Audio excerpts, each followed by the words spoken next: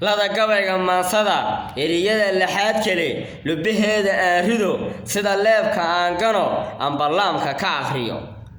adoo luxudka xoolaha lixda maala duunbele xoog iyo laxaad bele lacagtana ku loolama ayuun baa lur weeye shaydaan lugooyi kolba laac ku tusaya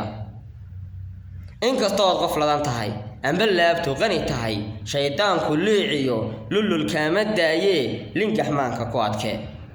naftu way lugoosaa loolibay ka dhacaysaa ha yeeshee wixii lumay iyo laamihii tegay ha ku laaban weliga lugta hore ka sii qaad lahashada ka weynow libta guusha raacdee